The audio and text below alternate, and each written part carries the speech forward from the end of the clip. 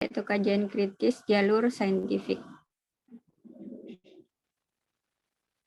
Selanjutnya, kan.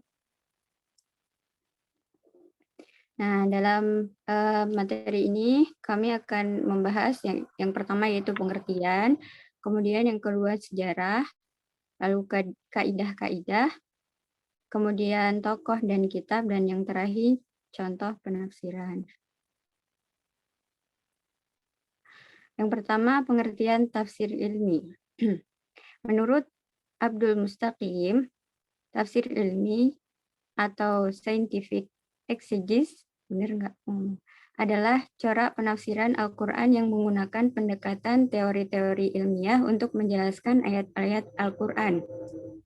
Tafsir ilmi dimaksudkan untuk menggali teori-teori ilmiah dan pemikiran filosofis dari ayat-ayat Al-Quran, juga dimaksudkan untuk justifikasi dan mengkompromikan teori-teori ilmu pengetahuan dengan Al-Quran, serta bertujuan untuk mendeduksikan teori-teori ilmu pengetahuan dari ayat-ayat Al-Quran itu sendiri.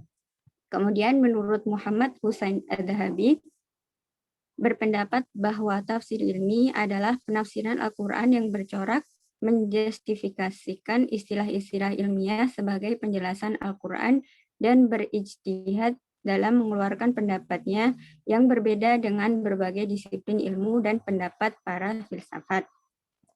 Nah, kemudian pendapat Yusuf Al-Qaradawi mendefinisikan tafsir ilmi sebagai tafsir yang menggunakan ilmu-ilmu kosmos modern, baik dari sisi hakikat dan teori-teorinya, untuk menjelaskan tujuan dan menjelaskan makna-maknanya. Yang dimaksud dengan ilmu kosmos di sini itu yaitu ilmu fisika, astronomi, geologi, kimia, biologi, ilmu medis, anatomi, fisiologi, matematika. Termasuk pula ilmu-ilmu humaniora dan sosial seperti ilmu psikologi, sosiologi, dan ekonomi. Kemudian yang kedua, pembahasan tentang sejarah perkembangan tafsir ilmi. Eva belum gabung ya? Oh, mati wifi-nya.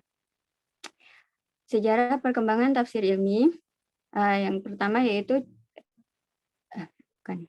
sejarah perkembangan tafsir ilmi. Corak penafsiran ilmiah ini telah lama dikenal. Benihnya bermula pada dinasti Abbasiyah, khususnya pada masa pemerintahan Khalifah Al-Ma'mun, yang muncul gerakan penerjemahan kitab-kitab ilmiah. Salah satu karya besar Al-Ma'mun adalah pembangunan Baitul Hikmah, pusat penerjemahan yang berfungsi sebagai perguruan tinggi dengan perpustakaan yang besar. Pada masa inilah Islam mencapai peradaban yang tinggi sebagai pusat kebudayaan dan ilmu pengetahuan dunia. Kemudian munculnya kecenderungan ini sebagai akibat pada penerjemahan kitab-kitab ilmiah yang pada mulanya dimaksudkan untuk mencoba mencari hubungan dan kecocokan antara pernyataan yang diungkapkan di dalam Al-Quran dengan hasil penemuan ilmiah. Gagasan ini selanjutnya ditekuni oleh Imam Al-Ghazali dan ulama-ulama lainnya. Pada masa Fakhrur Razi, tendensi penafsiran ilmiah ini diteruskan dan menghasilkan buku-buku tafsir yang sedikit banyak terpengaruh oleh teori penafsiran Fakhrur Razi dalam ruang lingkup yang agak terbatas. Di antaranya adalah Gharaibul Quran wa Gharaibul Furqan karya An-Nasyaburi.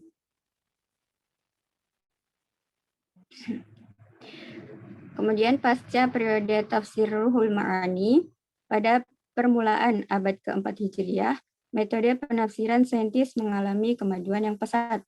Tercatat para mufassir seperti Muhammad bin Ahmad al-Iskandarani dalam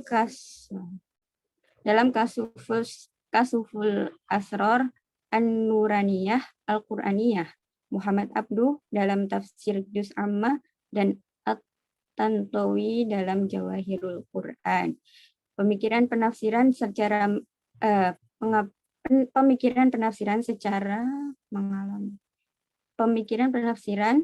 mengalami perkembangan yang lebih pesat sampai sekarang ini, sehingga memberi dorongan yang cukup besar bagi para ilmuwan untuk menulis buku tafsir yang didasarkan atas pemikiran ilmiah secara tematik.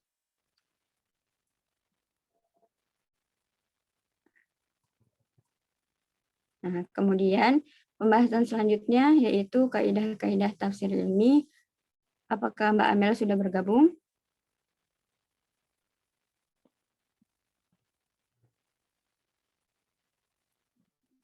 Belum, Kak.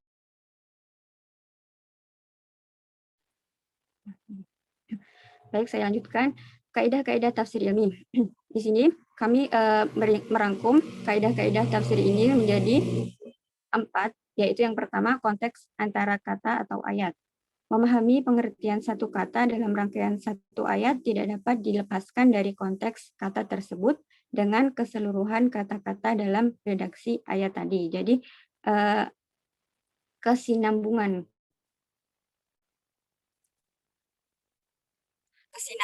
antara satu kata dengan kata yang. Kemudian kaidah kebahasaan merupakan syarat mutlak bagi mereka yang ingin memahami Al-Quran, baik dari segi bahasa Arabnya dan ilmu yang terkait dengan bahasa seperti i'rab, nahwu, tasrif, dan berbagai ilmu pendukung lainnya yang harus diperhatikan oleh para mufassir. Kaidah kebahasaan ini menjadi prioritas ulama ketika seseorang hendak menafsirkan Al-Quran, dengan pendekatan apapun yang digunakannya terlebih dalam paradigma ilmiah. Apakah suara saya masih jelas? Masih. Jelas, Kak. Oke. Kemudian yang ketiga, kaidah berdasarkan fakta ilmiah yang telah mapan. Sebagai kitab suci yang memiliki otoritas kebenaran mutlak, maka ia tidak dapat disejajarkan dengan teori-teori ilmu pengetahuan yang bersifat relatif. Oleh karena itu, seorang mufassir hendaknya tidak memberikan pemaknaan terhadap teks Al-Quran kecuali dengan hakikat-hakikat atau kenyataan-kenyataan ilmiah yang telah mapan dan sampai pada standar tidak ada penolakan atau perubahan pada pernyataan ilmiah tersebut, serta berusaha menjauhkan dan tidak memaksakan teori-teori ilmiah dalam menafsirkan Al-Quran. Fakta-fakta Al-Quran harus menjadi dasar dan landasan, bukan menjadi objek penelitian karena harus menjadi rujukan adalah fakta-fakta Al-Quran, bukan ilmu yang bersifat eksperimental. Kemudian yang terakhir, pendekatan tematik. Pada perkembangannya, paradigma tafsir ilmiah menggunakan metode tafsir tematik, yaitu penafsiran ayat-ayat dengan menentukan terlebih dahulu suatu topik, lalu ayat-ayat tersebut dihimpun dalam suatu kesatuan yang kemudian melahirkan sebuah teori. Dengan demikian, bagi seorang mufassir ilmi, sebaiknya menghimpun seluruh ayat-ayat Al-Quran yang mempunyai kesamaan tema pembahasan sehingga dapat sampai kepada makna hakiki. Pembahasan selanjutnya yaitu tokoh tafsir ilmi dan kitab tafsirnya. Mohon maaf, apakah Mbak Amel sudah bergabung? Belum ya. Oke, saya lanjutkan. Di sini kami menampilkan 3 contoh kitab tafsir. Yang pertama, Tafsir Ilmi Kementerian Agama Republik Indonesia. Tafsir Ilmi Kementerian Agama Republik Indonesia disusun oleh Kepala Badan Litbang dan Diklat Kementerian Agama Republik Indonesia, Kepala Lembaga Ilmu Pengetahuan Indonesia, Kepala Lajnah Pentasihan Mushaf Al-Quran. Tafsir ini memfokuskan pada kajian saintifik terhadap ayat-ayat kauniyah dalam Al-Quran. Melalui karya tafsir ilmi ini, masyarakat diajak untuk mengamati dan memperhatikan alam semesta dengan pendekatan teori-teori ilmu pengetahuan yang telah teruji sehingga dapat mengagungkan Allah sebagai pencipta alam. Kitab tafsir ini berjudul Tafsir Ilmi Samudra dalam Perspektif Al-Quran dan Sains, yang diterbitkan oleh Lajnah Pentasihan Al-Quran Badan Litbang Kementerian Agama Republik Indonesia. Diterbitkan di Jakarta pada tahun 2013. 19 halaman pertama berisi sambutan dan kata pengantar, sedangkan 131 halaman selanjutnya isi buku yang terdiri dari 7 bab. Kemudian yang kedua, tafsir At-Tahrir wa At-Tanwir karya Ibnu Ashur. Nama lengkap pengarangnya yaitu Muhammad Thohir bin Ashur, lahir di Tunis pada tahun 1296 Hijriah atau 1878 Masehi, dan wafat pada tahun 1939 Hijriah atau 1973 Masehi. Beliau menulis kitab Tahrir wa Tanwir ini pada tahun 1340 Hijriah sampai 1380 Hijriah. Kitab ini terdiri dari 30 juz dalam 15 jilid yang disusun secara tahlili. Kitab ini dapat dikategorikan kitab tafsir ilmi karena beliau termasuk mufassir yang menerapkan teori-teori ilmiah dalam memahami ayat terutama yang terkait dengan ilmu pengetahuan dan teknologi dan alam. Hal ini bisa diperhatikan dalam kitab tafsir beliau ketika menerangkan ayat-ayat kauniyah. Yang terakhir yaitu selanjutnya Mbak Fahmi, biar aku yang baca.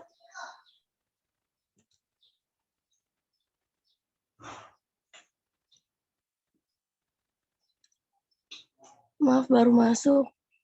Baru ini juga, maaf ya teman-teman. Yang ketiga yaitu Zaghlul Al-Nazar, pendukung tafsir ilmi zaman modern. Zaghlul Al-Najjar, seorang pakar geologi asal Mesir dan sejak tahun 2001 menjadi Ketua Komisi Kemukjizatan Sains Al-Quran dan Al-Sunnah di Supreme Council of Islamic Affairs, Mesir. Zaghlul berkeyakinan penuh bahwa Al-Quran adalah kitab mukjizat dari aspek bahasa dan sastranya. Akidah, ibadah, akhlak, tasyri', informasi kesejarahannya, dan tak kalah pentingnya adalah dari sudut aspek isyarat ilmiahnya. Pada posisi inilah bagi ilmuwan muslim tersedia cahaya Allah Subhanahu wa taala yang terdapat dalam ayat Al-Qur'an atau hadis Nabi. Artinya kita telah memenangkan ilmu dengan informasi Al-Qur'an atau sunnah dan bukan sebaliknya, memenangkan Al-Qur'an dengan bantuan ilmu. Masih banyak tokoh dan karya tafsir ilmi antara lain kitab tafsir Al-Kabir atau Mafatih Al-Ghaib kayak Fakhruddin Ar-Razi, kitab tafsir Al-Jawahir fi tafsir Al-Quran Al-Karim kayak karya Tantowi Al-Jauhari, kemudian kitab tafsir ilmi lil ayat Al-Kauniyah fi Al-Quran karya Hanafi Ahmad, tafsir ayat Al-Kauniyah karya Abdus Syahatah, kemudian Al-Isyarah Al-Ilmiyah fi Al-Quran Al-Karim karya Muhammad Syauqi Al-Fanjari, dan Al-Quran Ilmu Pengetahuan dan Teknologi karya Ahmad Baikuni. Lanjut Mbak Fahmi ya. Kemudian contoh penafsirannya, ini diambil satu ayat, cuma penafsiran ini satu ayat, tapi contohnya satu ayat, tapi penafsirannya diambil dari tiga kitab tafsir. Ayatnya ini Quran surah At-Takwir ayat 6. Wa idzal biharu sujjirat, apabila lautan dipanaskan. Yang pertama, penafsiran pertama, tafsir ilmi Kemenag RI dalam menafsirkan ayat tersebut mengaitkannya dengan manfaat laut sebagai pengatur iklim global. Hal ini terjadi akibat interaksi air laut dan atmosfer yang terjadi di ekuator Samudra Pasifik yang dikenal dengan ENSO, yaitu gerakan kolam air hangat di ekuator Samudra Pasifik, yang contoh penafsirannya dalam ayat Al-Quran tertulis banyak sekali. Salah satu contoh penafsirannya mengenai penciptaan alam semesta yang telah dijelaskan dalam uraian di atas, berdampak pada cuaca dan iklim lokal maupun global. Kemudian penafsiran yang kedua diambil dari dari bukunya Zaghlul Al-Najjar. Al-Quran surah At-Takwir ini dikaitkan dengan peristiwa yang terjadi pada hari kiamat, yang meluapnya air laut karena adanya letusan gunung berapi di bawah laut. Zaglul menjelaskan lebih lanjut bahwa peristiwa ini didukung oleh hadis yang menerangkan tentang adanya api yang keluar dari kota Eden yang akan mengiring semua manusia ke mahsyar. Kemudian penafsiran yang ketiga diambil dari kitab atau At-Tanwir wa At-Tahrir, bahwa menurut Ibnu Asyur, beliau menjelaskan tentang keadaan laut yang meluap sehingga membanjiri sebagian wilayah bumi. Hal ini membuat binatang-binatang menyelamatkan diri hingga berkumpul ke suatu tempat yang aman dari banjir tersebut. Ayat ini juga berkaitan dengan Quran Surah At-Tur yang sama-sama menggunakan kata syajaro yang berarti membanjiri. Selain itu, peristiwa ini juga identik dengan hari kiamat, karena surah At-Takwir ini digunakan sebagai salah satu penamaan hari kiamat, sebagaimana dijelaskan Ibnu Asyur pada pendahuluan dalam kitabnya sebelum menafsirkan surah At-Takwir. Contoh penafsiran dalam Al-Quran tertulis banyak sekali. Nah, salah satu contoh penafsiran mengenai penciptaan alam semesta yang telah dijelaskan dalam uraian di atas. Terima kasih.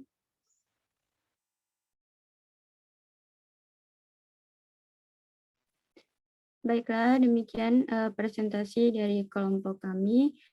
Apabila ada pertanyaan atau tambahan atau kritik, dipersilahkan, teman-teman.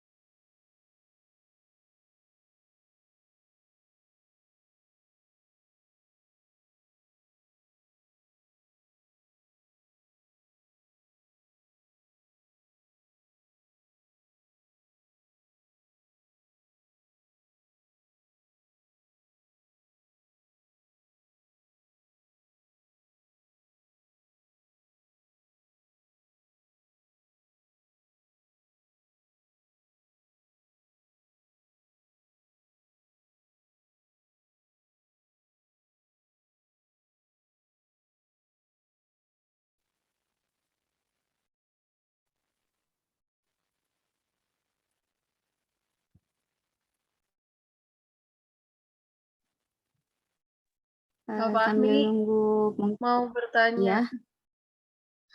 Mau bertanya, Kak. Kak, dalam tafsir ilmi ini yang dikatakan ad-dahil itu contohnya yang seperti apa, Kak? Di dalam tafsir ilmi ini. Terima kasih.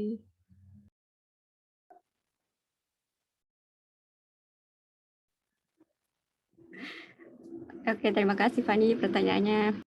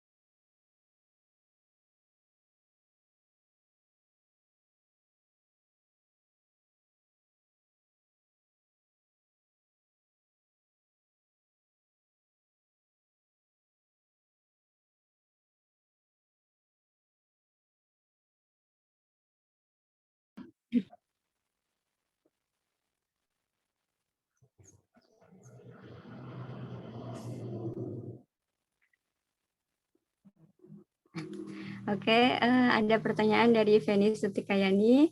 Izin bertanya, mengapa tafsir saintifik ini masuk ke dalam pembahasan ad-dakhil di tafsir? Terima kasih. Terima kasih, Feni, pertanyaannya.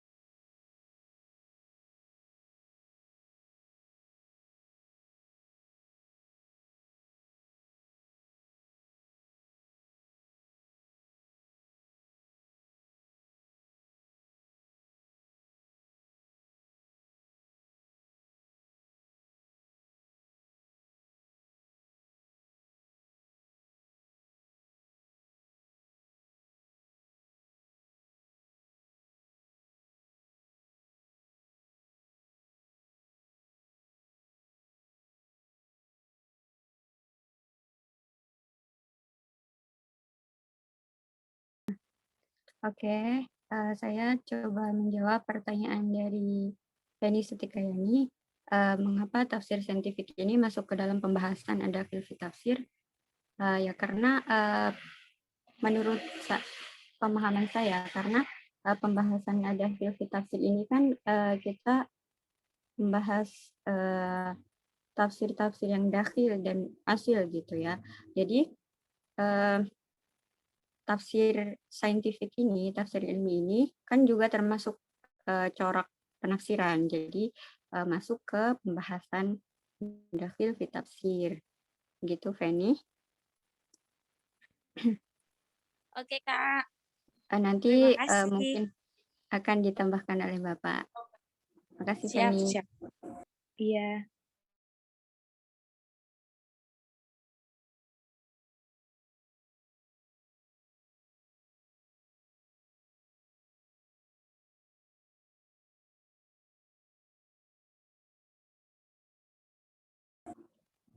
Untuk menunggu jawaban yang pertanyaannya Fani, saya coba memberi kesimpulan ya. Untuk pengertian tafsir ilmi itu adalah, jadi intinya tafsir ilmi itu adalah upaya menafsirkan ayat-ayat Al-Quran yang dikorelasikan dengan ilmu-ilmu pengetahuan guna mengungkapkan kemujizatan Al-Quran.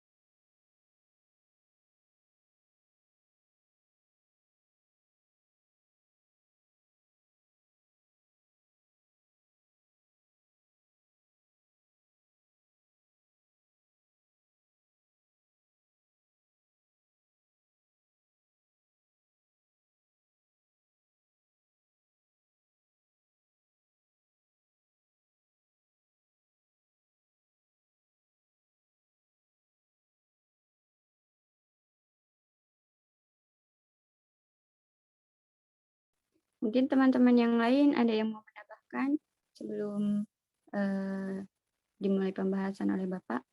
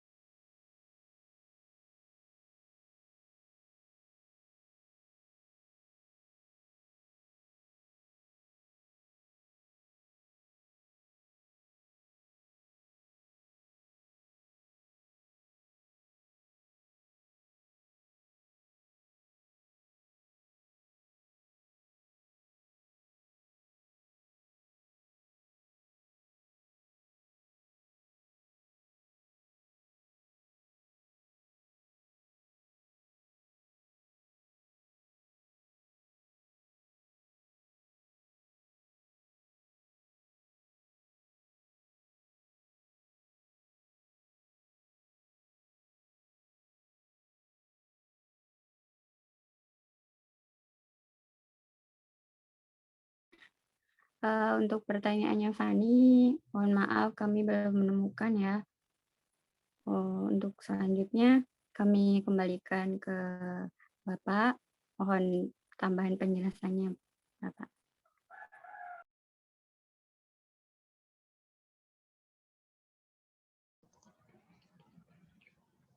Baik, bismillahirrahmanirrahim. Alhamdulillahi rabbil alamin. Allahumma shalli ala sayyidina Muhammadin wa ala alihi wa ashabihi wa man tabi'ahum bi ihsanin ila yaumiddin wa ba'd. Kita lanjutkan tafsir ilmi ya. Kritik ad-dahil dalam tafsir ilmi atau tafsir saintifik. Tadi sudah dijelaskan bahwa tafsir saintifik itu adalah tafsir yang berdasarkan atau berbasis data-data teori ilmiah.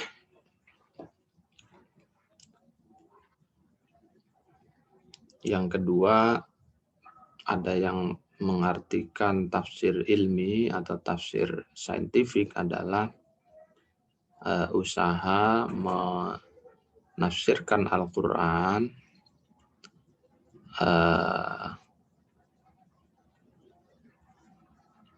untuk memahami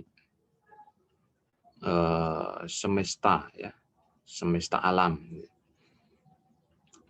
Nah, dua pemaknaan ini tentu berbeda ya. Kalau yang pertama berarti bersifat apologetik ya, atau justifikatif.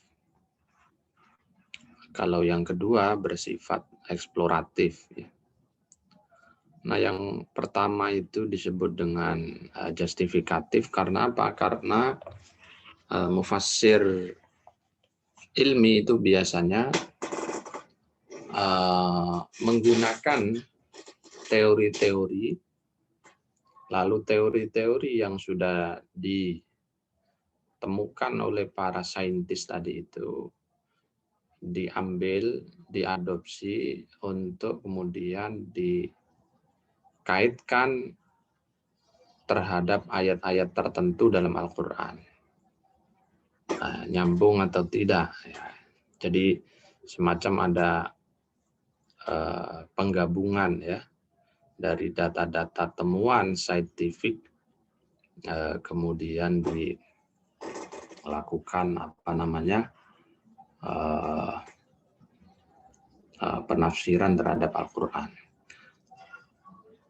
Nah, kalau yang kedua itu lebih kepada eksplorasi, jadi ayatnya dibaca, dipahami, lalu kemudian dari pemahaman lalu dimaknai, tapi maknanya ini diharapkan bisa melahirkan konsep teori-teori ilmiah yang sejalan dengan perkembangan keilmuan modern gitu.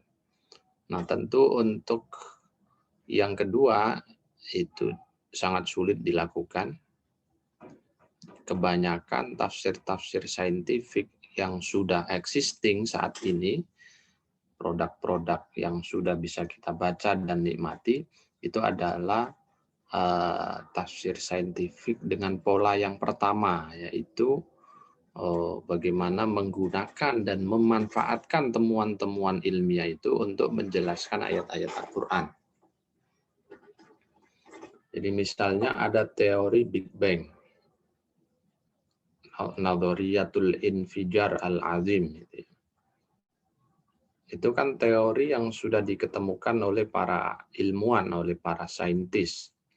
Kemudian sebagian mufassir menggunakan teori ilmiah mengenai teori Big Bang ini untuk memaknai ayat Al-Quran.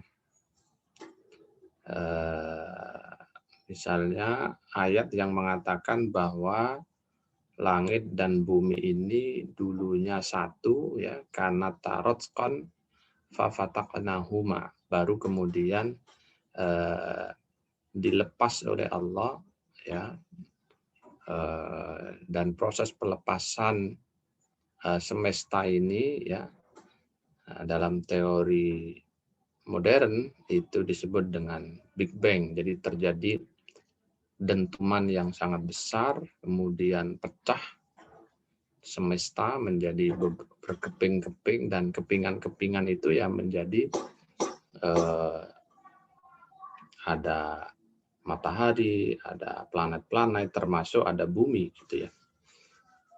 Nah, itu teorinya. Jadi teori yang existing dihasilkan oleh para saintis dipakai untuk menjelaskan ayat Al-Quran.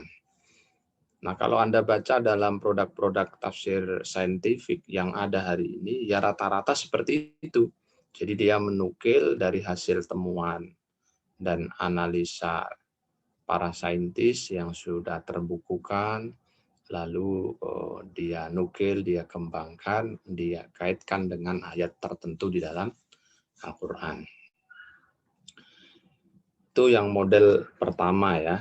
Nah, tapi yang model definisi yang kedua, itu hampir mungkin belum ada ya produk utuh begitu, di mana seorang mufassir berangkatnya dari Al-Quran lalu menghasilkan teori. Kayaknya belum ada ya. Yang ada itu dari teori kemudian disambung kaitkan dengan Al-Quran. Nah, yang kedua kan sebaliknya, berangkat dari Al-Quran, membaca Al-Quran, menghayati Al-Quran, habis itu kemudian mufassirnya diharapkan akan melahirkan teori-teori ilmiah baru. Dan sepanjang yang saya tahu untuk yang kedua ini belum ada ya. Nah, karena model tafsirnya seperti itu tadi, terutama modelnya seperti yang pertama tadi, maka kemudian ulama itu berbeda pendapat ya. Ada yang menerima, mendukung, ada yang menolak ya. Di antara tokoh-tokoh pendukung tafsir ilmi atau tafsir saintifik ya tadi sudah disampaikan. Misalnya ada Imam Al-Ghazali di dalam Ihya Ulumuddin, di dalam Jawahirul Quran itu menjelaskan tentang misalnya bahwa Al-Quran itu ya sumber ilmu pengetahuan katanya. Dan Al-Quran itu memiliki dimensi yang bisa dipahami sekian banyak perspektif. Bahkan Imam Al-Ghazali menukil sebuah pendapat likulli ayatin situna alfa fahmin. Tiap ayat itu punya 60.000 pemahaman. Dalam riwayat yang lain disebutkan Al-Qur'anu yahwi sab'atan wa sab'ina alfa ilmin. Quran itu mencakup 77.000 ilmu. Tentu hitungan 60.000, 77.000 itu bimakna al-katsrah ya, bukan bimakna tahdid. Penetapan segitu jumlahnya bukan, tetapi ini mengungkapkan bahwa memang isyarat yang bisa ditarik dari ayat-ayat Al-Quran itu akan melahirkan sekian banyak ilmu pengetahuan. Nah, itu maksudnya. Nah, termasuk di antara sekian banyak ilmu pengetahuan itu adalah ilmu saintifik atau ilmu-ilmu yang berbasis kepada temuan-temuan ilmiah. Nah, setelah Al-Ghazali, ya itu kemudian dilanjutkan oleh Fakhruddin Ar-Razi di dalam tafsir beliau Mafatihul Ghaib atau At-Tafsir Al-Kabir ya. Di dalam tafsir itu banyak sekali ungkapan-ungkapan dan data-data saintifik yang dilansir oleh Ar-Razi ya. Hampir di setiap bagian-bagian penafsiran itu ada uraian perspektif ilmu kealaman. Tentu ilmu kealaman atau bahasa kita ilmu sains yang dilansir oleh Ar-Razi dalam Mafatihul Ghaibnya itu adalah yang berkembang di zamannya saat itu ya, bukan hasil teori-teori saintifik yang lahir di abad-abad belakangan, bukan ya. Lalu ada Az-Zarkashi dalam Al-Burhan, As-Suyuti dalam Al-Itqan, itu juga pendukung tafsir saintifik. Nah, bahkan beliau juga menukil riwayat yang tadi dinukil oleh Al-Ghazali di dalam Ihya-nya gitu ya. Juga menukil misalnya qaulnya Ibnu Mas'ud, man arada ilmal awwalina wal akhirina falyatasawwaril Qur'an. Siapa yang hendak atau yang ingin memahami ilmu orang-orang terdahulu dan orang-orang generasi yang akan datang, maka falyusawwir al-Qur'an ya. Maka dia harus berpikir, bertadabbur ya, memaknai, menangkap pesan-pesan, isyarat-isyarat dari Al-Quran. Jadi diminta untuk belajar. Nah, dari mempelajari tadabbur, tafakur terhadap Al-Quran itulah maka akan melahirkan ilmu pengetahuan. Nah, itu As-Suyuti ya. Kemudian di era belakangan ya, itu ada misalnya Syekh Muhammad Rashid Ridha misalnya. Kemudian Syekh Muhammad Abdullah Darraz. Kemudian ada Tontowi Jauhari. Itu adalah tokoh-tokoh modern yang juga sepakat dengan tafsir ilmi. Ya tentu dengan detail-detail pemahaman dan pendapat mereka. Tontowi misalnya mengatakan bahwa di dalam Al-Quran itu ada kurang lebih 750 ayat yang berbicara mengenai semesta alam. Penciptaan langit, bumi, laut, gunung, angin-angin, semua ya banyak dihitunglah, teridentifikasi kurang lebih 750 ayat, kata Tontowi Jauhari. Kalau dibandingkan dengan ayat-ayat ahkam yang dalam hitungan beberapa ulama seperti Al-Qurtubi dan lain-lainnya, itu kurang lebih 150-an ayat ahkam, maka ya lebih dari separuh berarti. Jauh lebih banyak ayat tentang kesemesta alaman.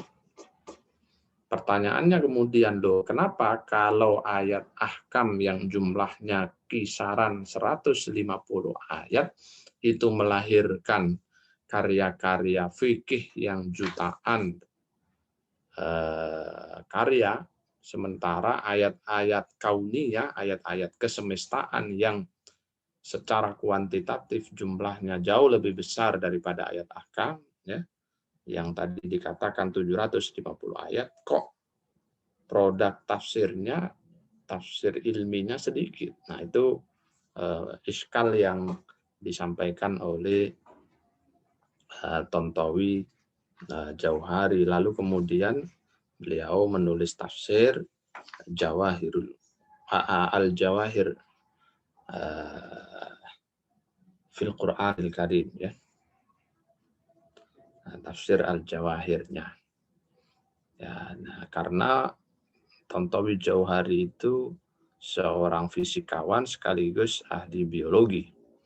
Maka kalau kita membaca detail-detail tafsir Al-Jawahir, maka akan kita temukan penjelasan-penjelasan yang sangat-sangat teknis tentang fisika, tentang biologi, yang orang awam ya seperti kita yang tidak bergelut di bidang itu akan kesulitan memahaminya. Itu satu kelompok. Kelompok yang lain itu adalah kelompok yang mu'aridun, ya. Tidak setuju, menolak atau kontra dengan tafsir ilmiah. Misalnya ada Imam Syatibi dalam Al-Muwafaqat. Kemudian ada mantan Grand Syekh Al-Azhar, Syekh Mahmud Shaltut. Ada Abbas Al-Aqad. Ada Amin Al-Huli, ada Muhammad Husain Al-Zahabi. Semuanya tidak sepakat dengan tafsir saintifik. Ya, alasannya banyak, ya. Di antaranya misalnya Amin Al-Huli mengatakan tafsir ilmi itu tertolak karena 3 unsur, atau tertolak dari 3 aspek sekaligus. Yang pertama dari aspek bahasa. Kalau kita lihat bahasa Al-Quran itu tentu berbeda dengan bahasa-bahasa saintifik yang berkembang hari ini. Dilalah lafaz-lafaz di dalam Al-Quran yang disampaikan kepada Nabi 14 abad yang lalu tentu berbeda sama sekali dengan dilalah yang ditunjukkan dari hasil teori-teori saintifik modern. Karena itu kalau memaksakan teori modern dijadikan sebagai data penafsiran ayat Al-Quran yang mana menggunakan bahasa Arab yang hidup 14 abad silam, maka menurut Amin Al-Huli itu sesuatu yang terkesan memaksakan diri, ya. Makanya ditolak sama dia. Yang kedua,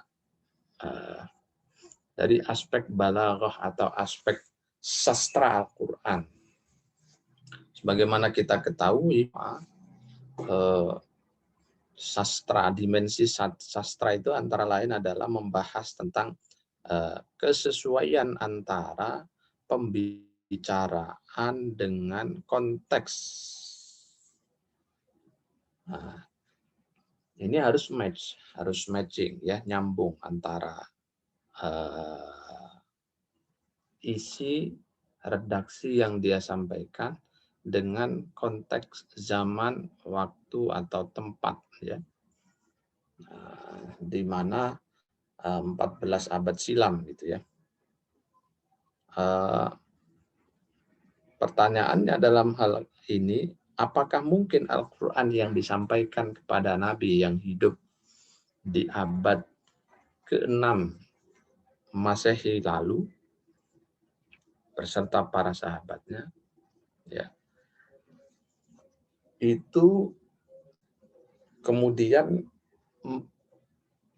mengisyaratkan tentang temuan-temuan saintifik yang baru ditemukan di abad modern sejak mulai abad 18, 19, 20 sampai hari ini abad 21 begitu ya. Nah, tentu tidak muqtadul hal, nanti ayatnya tidak sesuai ya dengan konteksnya kalau misalnya dikatakan bahwa tafsir ilmi itu sejalan dengan bahasa sastra Al-Quran, gitu ya.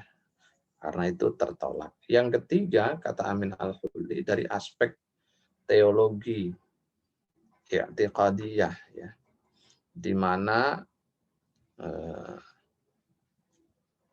kepentingan Al-Quran untuk disampaikan kepada Nabi antara lain adalah mengingatkan manusia tentang adanya Tuhan, mengingatkan manusia tentang adanya kehidupan setelah dunia, memesankan tentang bahwa Nabi Muhammad adalah utusan Allah, dan seterusnya gitu ya.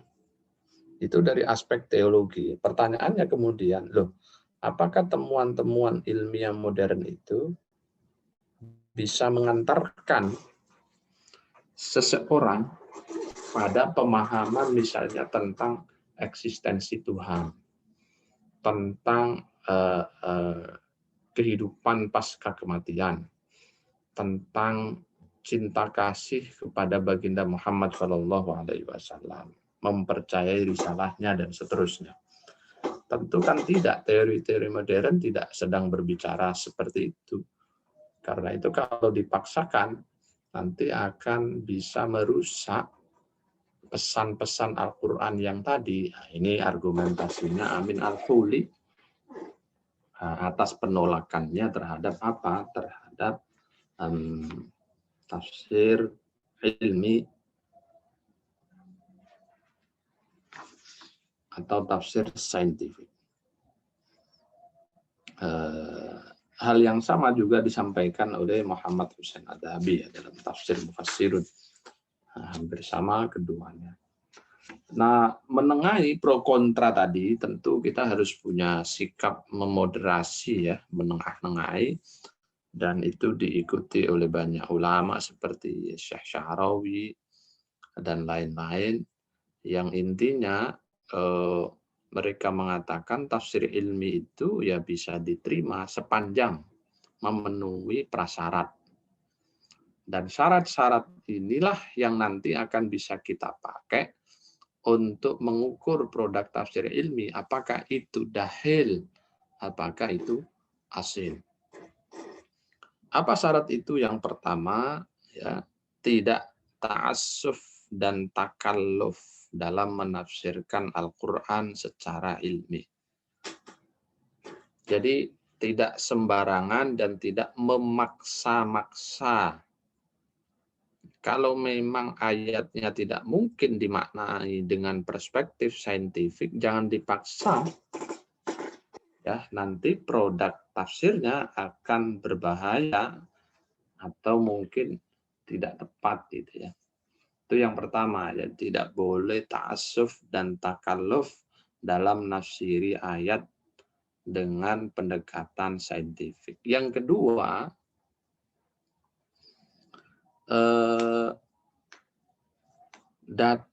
teori-teori ilmiah yang digunakan dalam menafsiri Al-Quran Al-Karim harus dipastikan adalah teori yang sabitah, teori yang sudah kokoh, yang sudah permanen disepakati oleh mayoritas ilmuwan atau saintis, ya, sehingga teorinya ini bisa dipegangi dan dijadikan rujukan dalam penafsiran.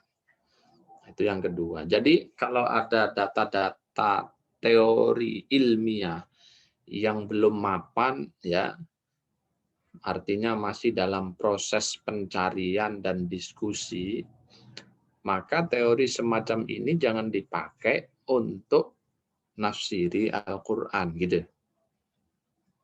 Nah, itu yang kedua. Nah, yang ketiga ini hampir sama dengan parameter tafsir sufi ya. Pastikan produknya itu tidak bertentangan dengan usul syariah. Jadi tidak boleh bertentangan ya produk-produk tafsir saintifik itu dengan pokok-pokok ajaran agama. Kalau ada tafsir saintifik yang bertentangan dengan pokok ajaran agama, ya tentu tertolak dan masuk kategori dahil. Syarat selanjutnya, tafsir atau mufassir ilmi tidak boleh mengklaim bahwa tafsirnya lah yang benar. Yang lain salah. Nah, klaim kebenaran atas tafsir ini ya itu menjadi tolak ukur apakah produk tafsirnya bisa diterima atau tidak. Dan itu sama dengan kemarin tafsir sufistik ya. Dua unsur yang terakhir itu juga sama bisa dipakai untuk mengukur tafsir saintifik. Nah, ada juga yang menambahi misalnya ya perhatikan juga kesesuaiannya dengan makna lughah Arabiyahnya. Jangan terlampau melakukan lompatan-lompatan tafsir ilmi yang ternyata lompatan-lompatan itu terlampau jauh sehingga dia tidak bisa direngkuh dengan bahasa Al-Quran. Madlulul lafzinya itu tidak ada. Ini juga menjadi problem ya. Nah, itulah kira-kira ya parameter yang bisa digunakan untuk mengukur apakah produk tafsir ilmi ini makbul atau asil ataukah sebaliknya dia dahil dan kemudian mardud gitu ya. Itu nanti Anda pelajari. Nah, sekarang contoh. Qauluhu ta'ala wa min kulli syai'in khalaqna zawjayn la'allakum tadhakkarun. Az-zawjayn oleh sebagian mufassir saintifik dimaknai bahwa kehidupan di dunia ini termasuk kehidupan manusia, hewan, tumbuhan dan semuanya ya, itu disusun dengan sistem yang berpasang-pasangan ya, dengan satu sistem yang saling berpasang-pasangan. Ada laki-laki, ada perempuan, ada plus, ada minus ya. Nah, itu adalah dasar sistem paling dasar dalam pergerakan semesta ini ya. Dengan zaujaini ya, dengan zaujaini tadi dalam surat Ad-Dariyat ini itu semesta ini bisa berjalan dengan dinamis ya. Nah, itu pemaknaan saintifik ya, berdasarkan analisa-analisa ilmiah yang masih bisa kita terima dan dikategorikan al-asil fit tafsir.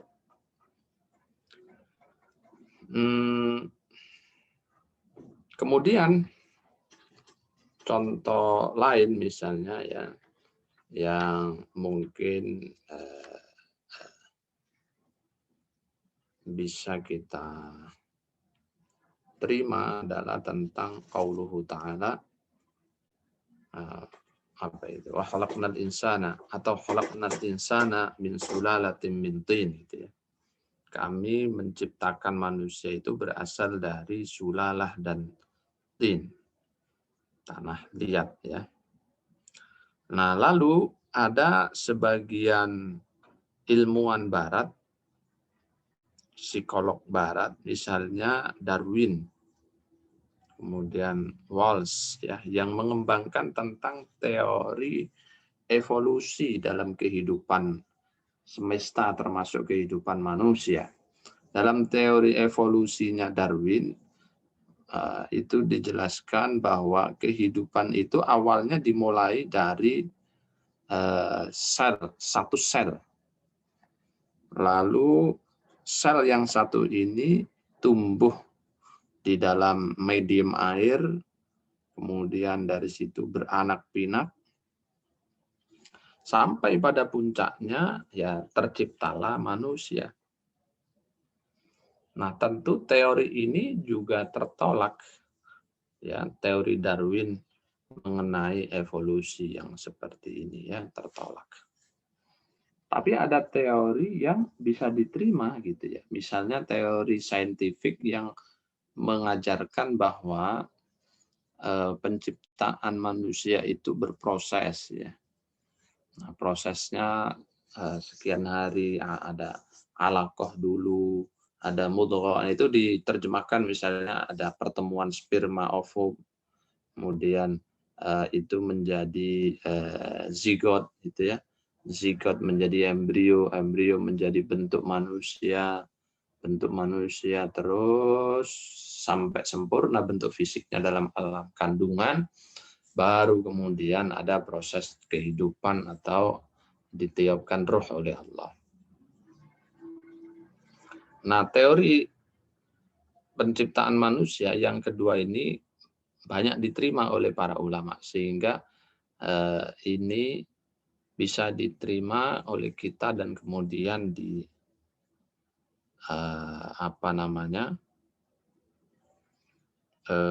dimasukkan ke dalam buku-buku tafsir saintifik seperti ya tafsir Kementerian Agama, tafsir Tontowi Jauhari, tafsir Ar-Razi, itu memuat pandangan yang seperti itu ya.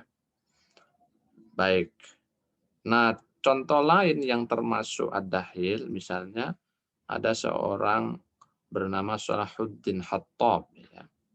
Beliau di dalam kitabnya Al-Janib Al-Ilmi fil Quran itu menjelaskan qauluhu ta'ala wa yaqdhifuna bil ghaibi min makanin ba'id. Dalam tafsirnya dikatakan bahwa tafsir ayat ini adalah telepon, telegram, televisi, radio, ya, HP itu masuk dalam wa yaqdhifuna bil ghaibi min makanin ba'id. Ya, min makanin ba'id, dari tempat yang jauh. Jadi mereka yaqdhifuna bil ghaib, berbicara, berkomunikasi bil ghaib. Tidak kelihatan wajahnya, tapi didengar suaranya. Apa itu? Oh, berarti kalau era modern itu, temuan-temuan ilmuwan modern itu berarti ya telegram, telepon, termasuk di dalamnya HP, kemudian juga termasuk radio, televisi. Ya. Maka beliau menafsirkannya seperti itu. Tentu tafsiran ini kategorinya dahil ya, karena tidak sejalan misalnya dengan konteks ayat lalu analisa linguistiknya. Nah, ada juga beliau mengatakan ya pada qaulu ta'ala qul huwal qadiru ala ay yab'atsa 'alaikum 'adaban min fawqikum aw min tahti arjulikum. Katakan wahai Muhammad bahwa Dia Allah adalah zat yang kuasa untuk mengutus kepada kalian apa, untuk mengirim kepada kalian apa yang dikirim, adzabam min fawqikum, azab dari atas kalian, wa min tahti arjulikum, dari bawah kaki kalian. Lalu ditafsirkan oleh Salahuddin Hattab, azab dari atas itu hari ini sesuai dengan temuan-temuan dan fakta ilmiah kontemporer adalah apa? Misalnya rudal-rudal yang dilepaskan dari pesawat terbang. Ya, itu kan min fauqikum, dari atas, adab dari atas kalian, pemahaman dia. Lalu dari bawah tanah apa? Dari bawah, misalnya ranjau-ranjau yang dipasang, bom-bom yang dipasang di dalam tanah.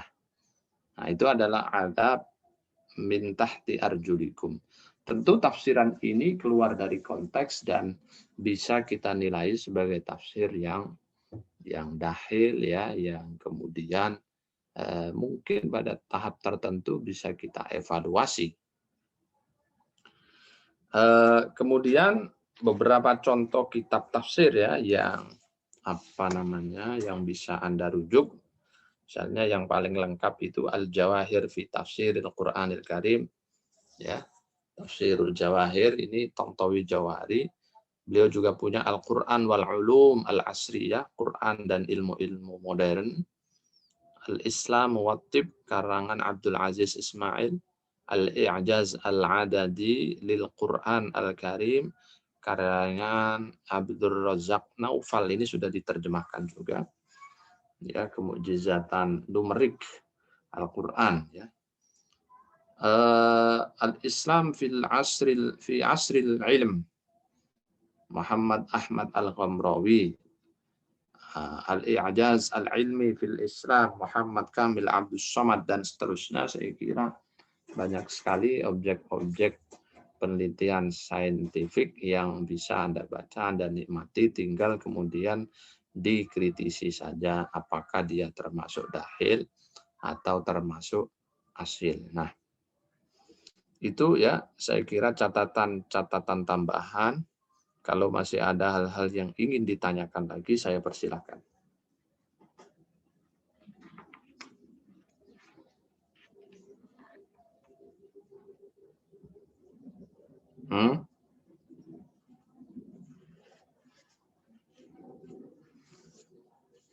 Silakan.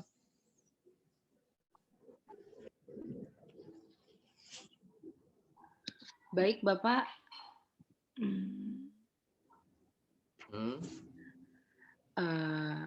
Berarti, Pak, ini terkait tentang adakhil fi tafsir. Penyimpangan dalam tafsir Al-Quran itu salah satu bentuknya itu adalah adakhil fi tafsir gitu ya, Pak? Iya, ya dahil itu yang kemarin sudah kita diskusikan ya. Dahil itu data-data yang sebenarnya tidak layak atau tidak kredibel yang dimasukkan oleh penulis tafsir dalam kitabnya. Karena itu dia disebut dengan ad-dahil. Karena ad-dahil bisa juga dengan bahasa lain kita sebut ya aspek penyelewengan. Yang diselewengkan adalah data-data tafsirnya, ya. Yang misalnya tadi saya sampaikan gitu ya. Nah, hanya saja data-data tafsir itu bisa berupa temuan-temuan saintifik ya yang dia nukil, dia pakai untuk menjelaskan ayat.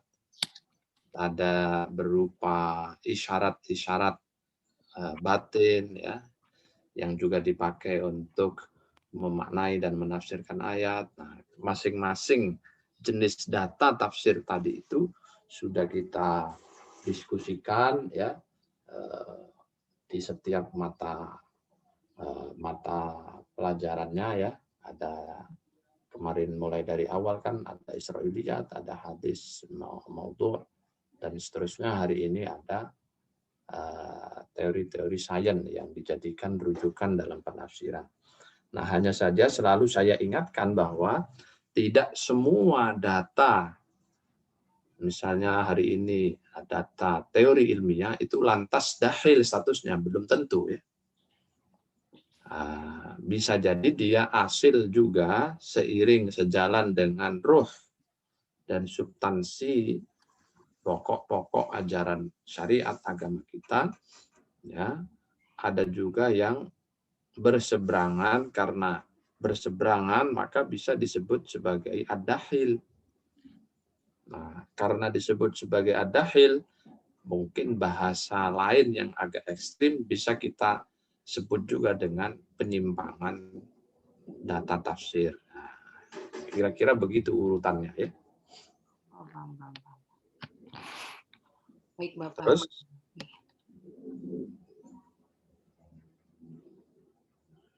ada lagi? Bapak bisa mau nanya Pak? Silakan. Yang tadi Pak yang yang tidak setuju dengan tafsir saintifik yang menurut Amin Al-Khuli tadi kan ada 3 aspek ya Pak, aspek bahasa, teologi, sama satu lagi apa ya tadi Pak? Soalnya terputus tadi Pak. Bahasa, yang kedua sastra, yang ketiga aspek teologi ya. Itu yang disampaikan Amin Al-Khuli dan juga disampaikan oleh Husain Ad-Dhahabi.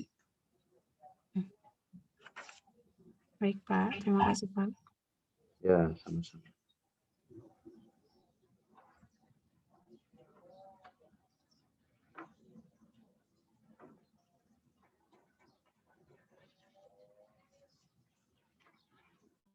Pak Fitri mau tanya, Pak. Hmm. Pak, sebenarnya adanya ilmu sains itu karena sudah dahulu diajarkan, dijelaskan oleh Al-Quran ya, Pak ya? Atau gimana, Pak? Gimana pertanyaannya? Adanya ilmu sains itu dikarenakan udah dijelaskan oleh Al-Quran atau gimana, Pak? Munculnya tuh. Kalau yang dimaksud dengan sains itu adalah teori-teori modern, ya itu ya hasil eksperimentasi para peneliti, hasil riset para peneliti, para ilmuwan gitu ya. Riset terhadap apa? Terhadap fakta-fakta dan fenomena-fenomena yang terjadi di alam semesta gitu ya. Nah, tentu Al-Quran ya kalau yang dipahami dengan sains itu seperti itu ya, maka Al-Quran sebenarnya tidak berbicara langsung mengenai teori-teori itu gitu ya.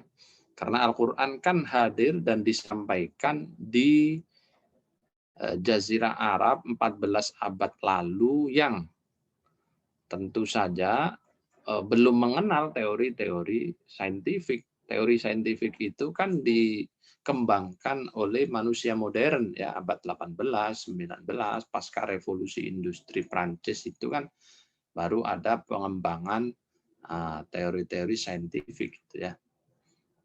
Nah, lalu setelah dikembangkan ulama-ulama mencoba untuk mengkajinya. Temuan-temuan saintifik tadi itu bagaimana, ada hubungannya enggak di dalam Al-Quran? Nah, kan gitu, karena yang mengkaji adalah orang yang concern di bidang Al-Quran, maka dia kait-kaitkan. Oh, ternyata teori Big Bang itu sejalan nih dengan ayat yang tadi saya sebut misalnya. Oh, penciptaan manusia, kan teori penciptaan manusia ada ya dalam ilmu kedokteran itu ya. Kalau Anda belajar embriologi, lalu nanti di situ akan belajar tentang perkembangan manusia dari ini tentu istilahnya sangat teknis ya, ada istilah-istilah khusus dalam dunia kedokteran. Lalu kemudian yang membaca temuan saintifik di bidang kedokteran ya, tadi tentang tema perkembangan penciptaan manusia, lalu dikaitkan, dicarikan ada nggak di dalam Al-Quran ya mengenai penciptaan manusia. Tentu penggambaran Al-Quran kan tidak persis seperti penggambaran para dokter. Ya, istilah-istilah yang digunakan oleh Al-Quran juga tidak menggunakan istilah-istilah yang digunakan oleh dokter. Nah, tapi seorang mufassir biasanya mencoba untuk mengait-ngaitkannya itu. Oh, ini sama dengan ayat ini. Oh, ini sama dengan ayat ini. Nah, itulah nanti jadinya adalah tafsir ilmi. Ya, jadinya tafsir ilmi karena itu tadi ulama berbeda-beda pendapat. Ada yang setuju, ada yang tidak setuju dengan masing-masing alasannya. Nah, memang yang setuju itu kemudian mengikuti rambu-rambu yang tadi saya sampaikan. Ya. Dhawabitnya yang tadi saya sampaikan itu selalu diikuti. Nah, termasuk tim tafsir ilmi Kementerian Agama yang bergabung antara dua spesifikasi keilmuan, yaitu ulama ahli Al-Quran dan ulama ahli ilmu pengetahuan atau sains dari LIPI ya diambil. Lalu bergabung meneliti. Ada yang ahli antariksa, ada yang ahli sosiologi, ada yang ahli antropologi, ada yang ahli kedokteran, ya kan? Lalu mereka diminta untuk menulis tentang misalnya peristiwa terjadinya atau pergerakan benda-benda langit, planet ini seperti apa. Nah, orang yang belajar ilmu alam itu kan tahu ya berapa kali berputar, berapa kecepatannya. Nah, para ilmuwan itu kan ngitung segitu ya. Matahari itu putarannya di mana ya. Ya, lalu bulan, bumi itu muternya seperti apa. Kalau dihitung, dikuantifikasi kecepatannya berapa, dan seterusnya. Nah, hasil hitungan-hitungan para saintis itu lalu dikomunikasikan dengan ulama Al-Quran. Lalu ulama Al-Quran mencari ayat-ayatnya. Ada nggak ayat yang menunjukkan ya kepada temuan-temuan tersebut? Oh, ada nih ayatnya. Surat ini, ayat ini ada isyaratnya. Baru setelah dituliskan menjadi sebuah produk tafsir, tafsirnya nanti disebut sebagai tafsir ilmi ya, tafsir ilmi. Jadi misalnya begini, tadi kan sudah saya kasih contoh ya, saya contoh lagi misalnya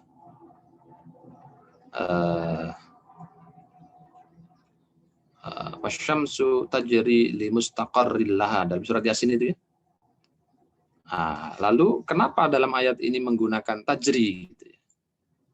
Beredar atau tajri dari kata jaro yajri.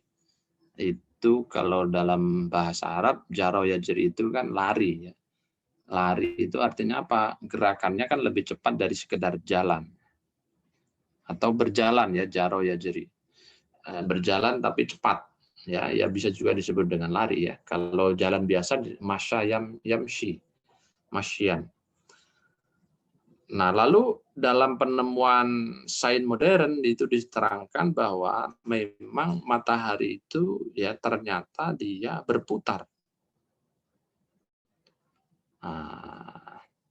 Dengan kecepatan ya kalau dihitung oleh para saintis itu kurang lebih 12 mil per detik.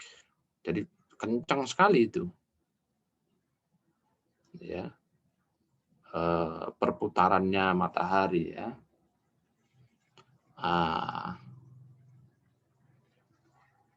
Nah, tetapi perputaran matahari dalam porosnya ya, itu kecepatannya lebih cepat lagi katanya dalam hitungan para saintis itu.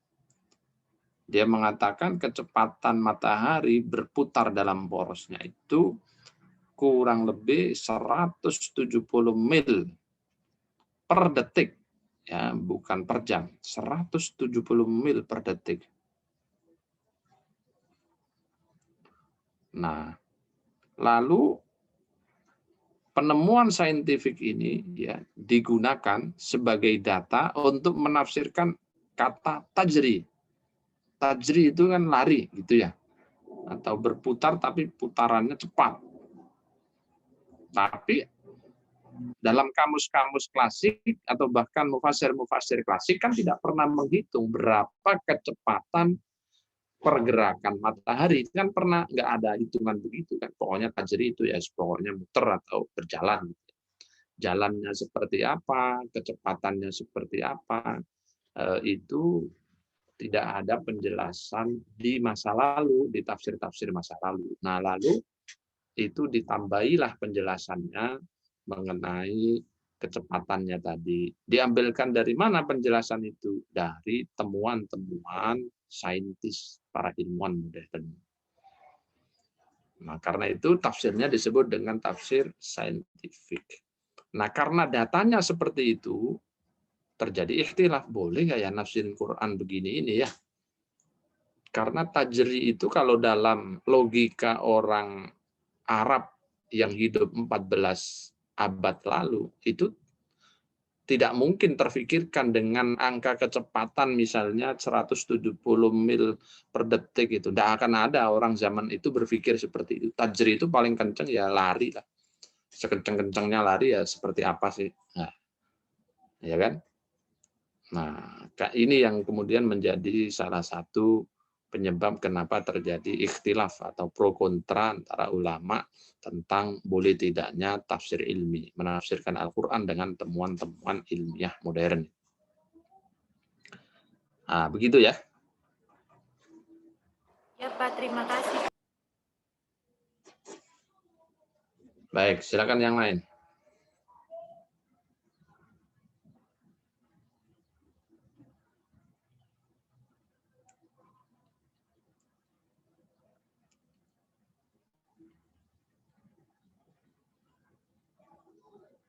Ada lagi yang lain?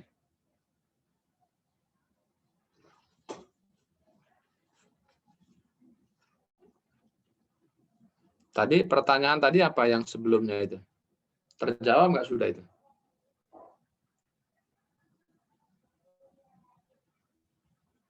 Saat diskusi tadi udah terjawab semua belum? Sudah, Bapak. Sudah ya.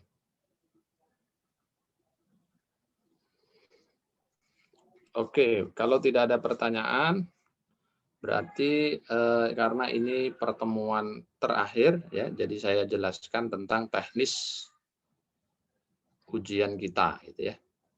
Yang pertama untuk tugas UTS itu merubah PPT menjadi makalah 15 halaman ya A4 ya, lalu tentu lengkap dengan footnote, daftar pustaka dan lain-lain. Nanti untuk tugas makalahnya ini ya setelah jadi tentu dikirim ke PJ mata kuliah. Setelah itu dikolektifkan, ada yang melayoutnya. Saya minta di layout menjadi buku yang bagus, ya. Kasih daftar isi dan seterusnya. Jangan lupa nama-nama penulisnya tetap ditempel karena untuk memudahkan saya di dalam mengidentifikasi ya penulisnya untuk penilaian. Setelah di layout seperti buku, baru file PDF-nya nanti dikirim. Ya. Kemudian yang kedua, PPT yang sudah dibuat itu juga dikirimkan, dikolektifkan ke PJ-nya dalam bentuk PPT, yang ini tetap filenya PPT. Lalu saya minta tolong PJ-nya mengurutkan ya, nanti bikin folder misalnya PPT apa itu Ad-Dakhil kelas berapa ini, kelas 6B katakanlah begitu ya. Lalu dalamnya itu berarti PPT 1 judulnya apa, PPT 2 judulnya apa, PPT 3 sampai PPT terakhir ya judulnya ini, Dakhil dalam tafsir saintifik, kritik Dakhil dalam tafsir saintifik. Nah, diurut, lalu foldernya di WinRAR.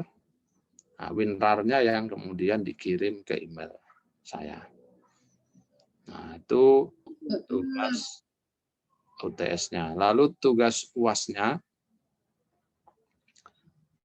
saya minta untuk meresum ditulis tangan saja, ya, tidak usah banyak halaman.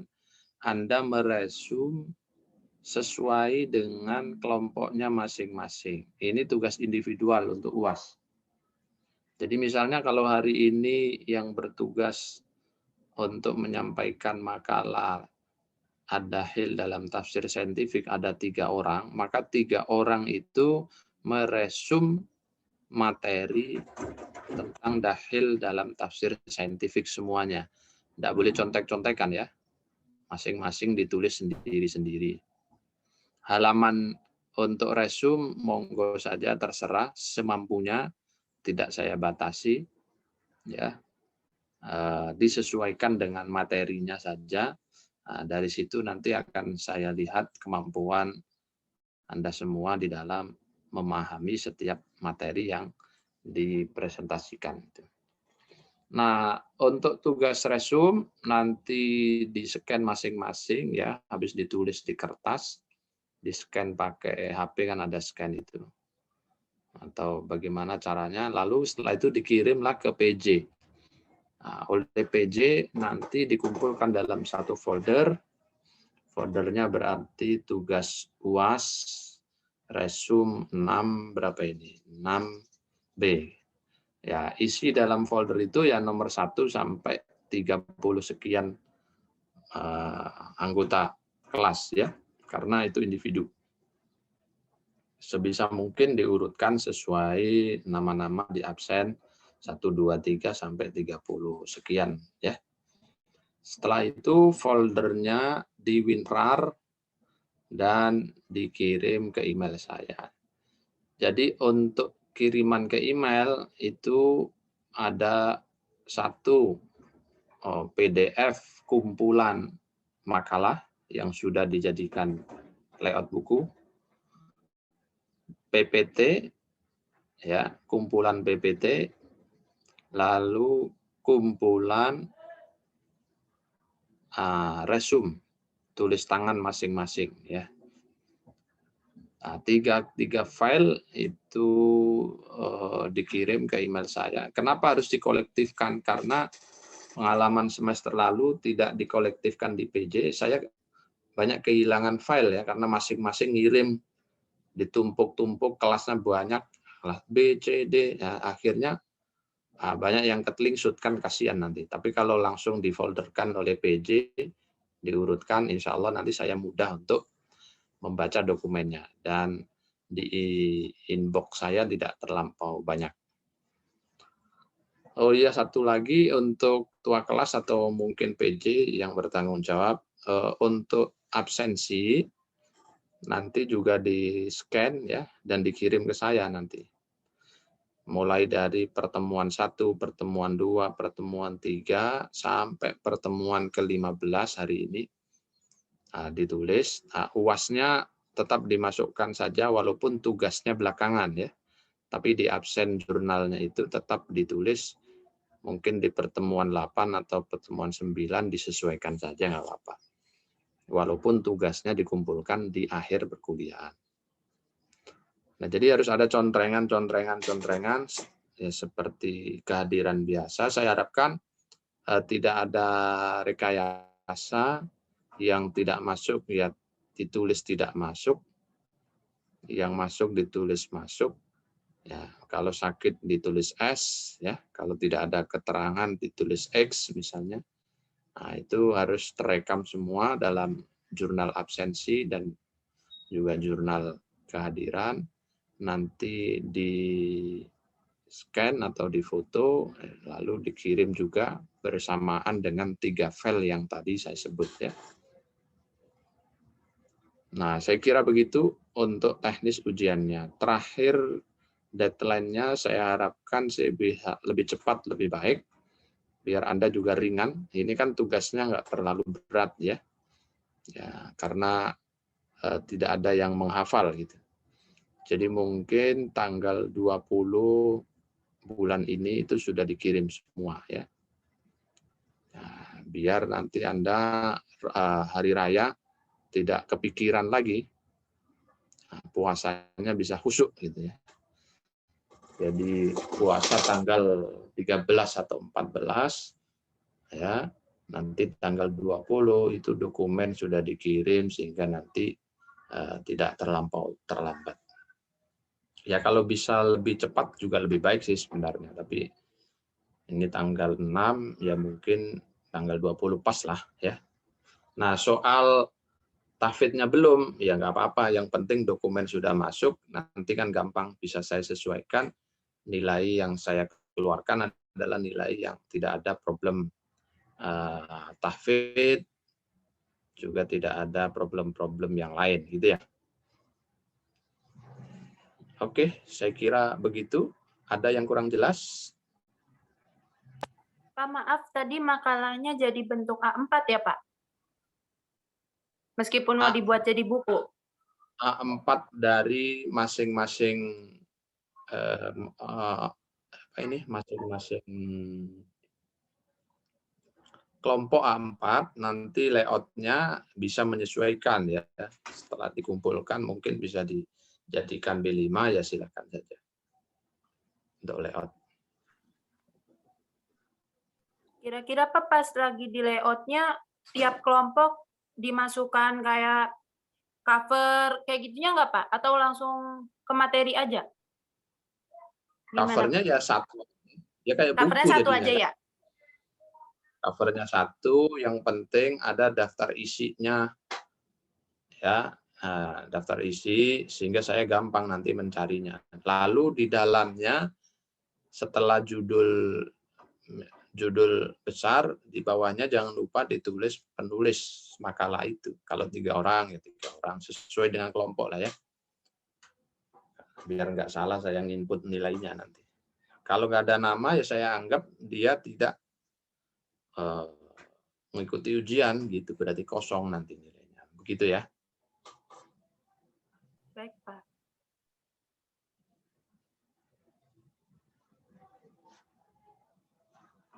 Ada lagi?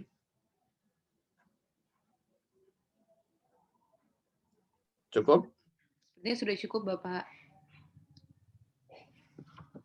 Baik, kalau sudah cukup kita akhiri.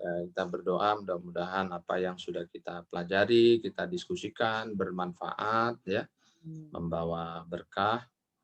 Kemudian kita juga berdoa mudah-mudahan selalu diberikan kesehatan lahir batin untuk terus thalabul ilmi, dan mudah-mudahan pandemi segera berakhir dan di semester depan bisa bertemu di kampus tercinta ya.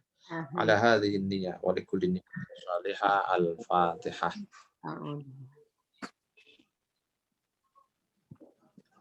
Ar-Rahmanir Rahim. Maliki yaumiddin. Baik, demikian. Terima kasih. Mohon maaf atas kurang, salah, dan khilaf saya. Wal-afu minkum. Assalamualaikum warahmatullahi wabarakatuh. Waalaikumsalam warahmatullahi wabarakatuh. Terima kasih, Pak. Bapak. Pak, sehat selalu, Pak.